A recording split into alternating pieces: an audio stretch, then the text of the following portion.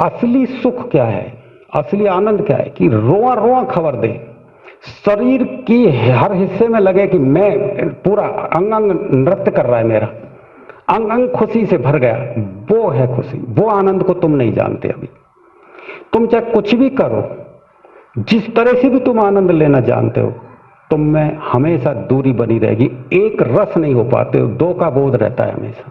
कितना ही तुम आनंद किसी में भी ले लो, लेकिन एक रस पोर पोर अंग अंग तुम्हारा आनंद में नहीं डूबता है। एक बीच में दीवार खड़ी रहती है। वो असली आनंद जो है जब पैदा होता है ना, असली बड़े भाग्य मानस तन पावा, तो वो आनंद जब व्यक्ति ले लेता है तब है आदमी के बड़े भाग्य। तब माना जाएगा कि मनुष्य जीवन को आपने सफल बना लिया।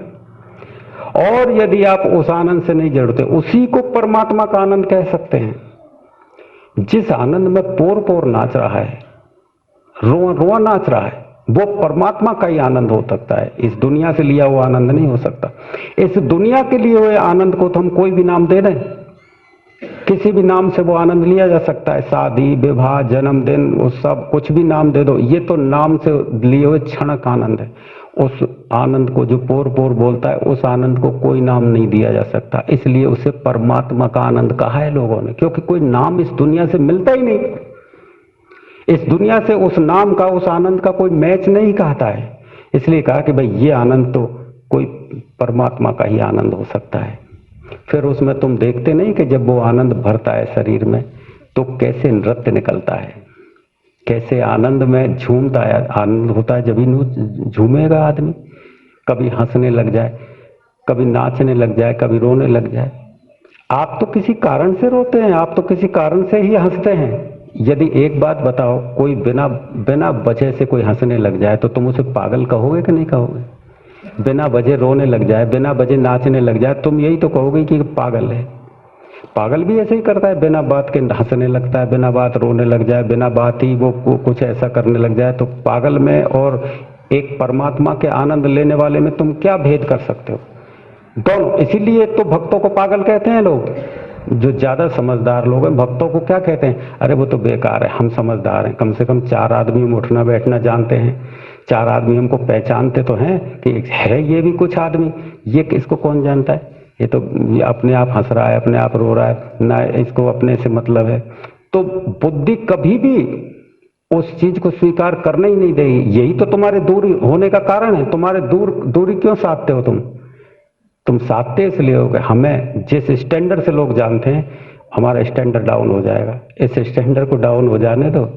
इसी डाउन स्टैंडर्ड में जीवन छुपाए। जिस दिन थोड़ी सी भी आपको पता लग गई ना, तो आपको पता लग जाएगा कि असली चीज यही है। इसीलिए मनुष्य का जीवन मिला था। बड़े भाग्य मानस तन पावा, तब पता लगेगा कि इस चौपाई का अर्थ क्या है।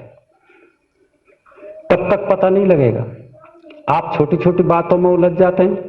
उसने मेरे से ऐसा कह दिया, उसने मेरे से ऐसा कह दिया। सत्संग में आने के बाद भी आखिर हैं तो आप इसी दुनिया से आए, तो इसी दुनिया से हैं। आप आसमान से तो आ नहीं गए। तो सारी वृत्तियां, सारी आदत तो इसी दुनिया की तुम्हारे अंदर मौजूद है। वो कहां छूटी है अभी? वो तो तुम्हारे साथ अभी भी लगी हुई है। तो वो आदतें तुम्हें फिर उसी जगह पे ले जाके खड़े कर देती हैं। थोड़े दिन तो तुमने आनंद लिया, लेकिन वो आदत तुम्हें फिर उसी दुनिया में ले जाती है, फिर तुम्हें वैसा ही बना देती है। तो तुम फिर सोचते हो कि अरे हमको तो फिर उकलाहट लग गई, हम तो फिर दुखी हो गए, फिर इसी दुनिया में आ गए, फिर बैठ पहले जैसे ही हो गए।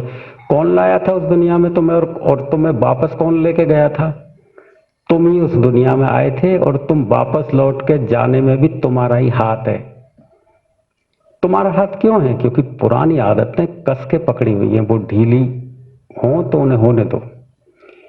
यदि वो आदतें तुम्हारी ढीली होती हैं, परमात्मा के आनंद में यदि तुम्हारा असली जीवन जान पड़ता है और वो आदत जो है गंदी वो छूटती है, तो उनको फिर दोबारा मत पकड़ो।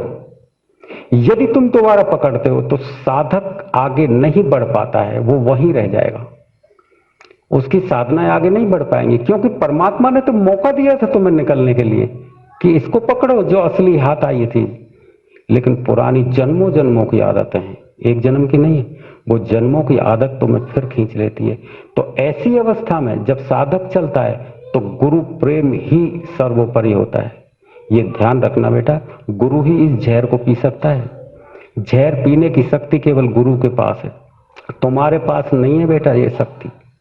तुम इसको नहीं जिरा सकते, तुम्हें पुरानी आदत उस जहर में फिर मिला देती है, फिर उस जहर में चले जाते हो। तुम उसको सहन नहीं कर सकते और ना तुम उससे बाहर निकल सकते हो। तो जब भी पुरानी आदतें खींचने लगे तो तुम कम से कम रो तो सकते हो बेटा। तुमको पता तो लग जाता है कि दोबारा खींचे चले जा रहे हैं, तो तुम तस्वीर के आगे नहीं तो खुले आकाश के नीचे रो लिया करो थोड़ी देर कि हम इतने बुरे हो गए कि दोबारा फिर उधर चले जाए। फिर कौन निकालेगा तुम्हें? तुम कैसे निकल पाओगे? इस जन्म में तो भगवान को चलो मौका लग गया है, और इस जन्म में तो थोड़ा चलो सरक गए तुम, फिर कौन सरकाएगा तुम्हें आगे?